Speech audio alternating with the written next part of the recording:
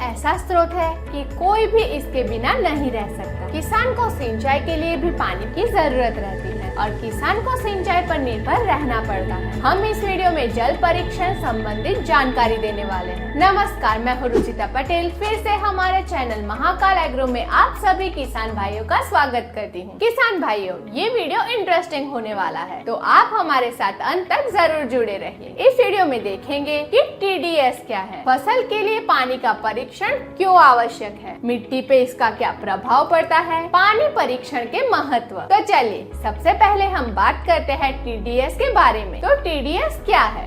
जल का परीक्षण किया जाता है तो उसकी जो रीडिंग आती है उसे TDS में व्यक्त किया जाता है। TDS का मतलब कुल घुले हुए ठोस पदार्थ होता है और यह पानी में घुले हुए पदार्थों की कुल सांद्रता को दर्शाता है। TDS अकार्बनिक लवणों के साथ साथ कुछ मात्रा में कार्बनिक पदार्थों से बना होता है। पानी में पाए जाने वाला सामान्य अकार्बनिक लवणों में कैल्शियम, मैग्नीशियम, पोटेशियम और सोडियम शामिल है, जो सभी घनायन है, और कार्बोनेट, नाइट्रेट, बाइकार्बोनेट, क्लोराइड और सल्फेट जो सभी ऋणायन है। घनायन घनावेशित आयन होते हैं और ऋणायन ऋणावेशित आयन होते हैं। जब जल का TDS 700 तक होता है तो बहुत अच्छा माना जाता है और 700 से 1750 TDS तक रहता है तो अच्छा माना जाता है, और 1750 TDS होता है तो ये जल उपयोग करने के योग्य नहीं होता है। किसान भाइयों, अब बात करते हैं फसलों के लिए जल परीक्षण क्यों आवश्यक है। किसानों के पास साफ पानी की कमी होने के कारण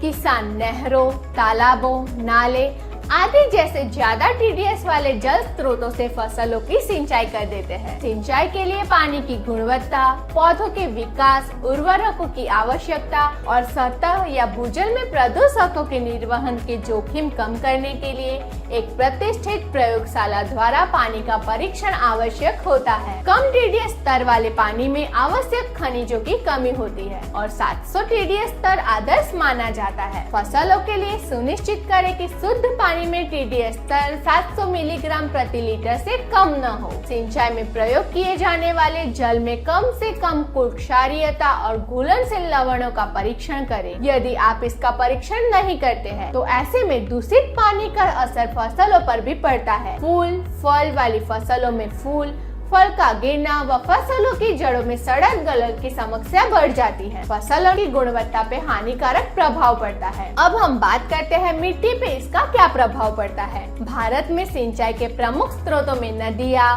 नहरें, कुएं, बोरवेल जैसी तकनीकें शामिल हैं। सिंधु, गंगा और ब्रह्मपुत्र जैसी नदियाँ अपनी सहायक नदियों के साथ सिंचाई में महत्वपूर्ण योगदान देती है।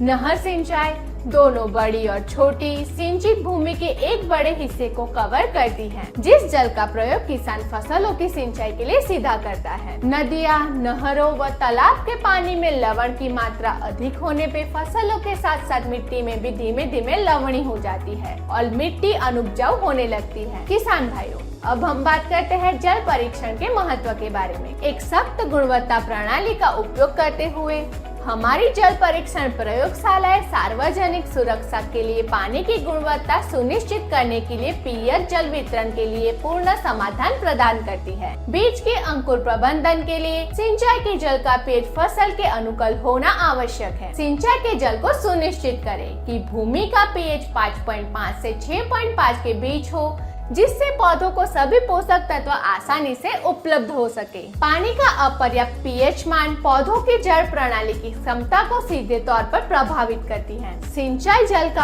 अत्यधिक पीएच मान कुछ पोषक तत्वों की अनुपलब्धता का एक मुख्य कारण होता है। पहले से एक क्षारीय प्रकृति की मिट्टी में यदि अधिक क्षारीय पानी दिया जाता है तो फसलों के उचित विकास में बाधा पैदा करती है, जिसके बचाव और खेती के लिए इष्टतम स्थिति बनाए रखने के लिए यह बहुत आवश्यक है कि आपूर्ति किए जाने वाले पानी की पीएच जांच के बाद ही खेतों में सिंचाई के लिए प्रयोग करना चाहिए। फसलों की सिंचाई के लिए जल TDS 50 से 150 सर्वोत्तम माना जाता है। मिट्टी के पीएच मान के अनुसार सिंचाई के लिए जल का TDS जानना अति आवश्यक है। इस वीडियो से आपको कुछ नया सीखने को मिला है तो वीडियो को लाइक करें और ऐसी ही कृषि संबंधित जानकारी के लिए हमारे चैनल महाकाल एग्रो को सब्सक्राइब करें, जिससे हमें ऐसे ही वीडियो बनाने के लिए ऊर्जा मिलती रहे।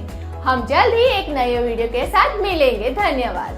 ऐसी सारी जानकारी पाने के लिए आप हमारे चैनल को लाइक और सब्सक्राइब करें और हमारा वीडियो सबसे पहले देखने के लिए बेल आइकन जरूर दबाएं। अगर आपको इस वीडियो में दी गई जानकारी में कोई समस्या हो या फिर आपकी खेती में कोई परेशानी हो तो आप हमें स्क्रीन पर दिखाए गए व्हाट्सएप नंबर पर हाय लिखकर समस्या बताएं, जिससे हमारी टीम आपको संपर्क करेगी और आपकी समस्या का समाधान देगी। और हम प्रयास करेंगे कि हमारा अगला वीडियो आपकी समस्या पर हो। हमसे जुड़े रहने के लिए आपका धन्यवाद।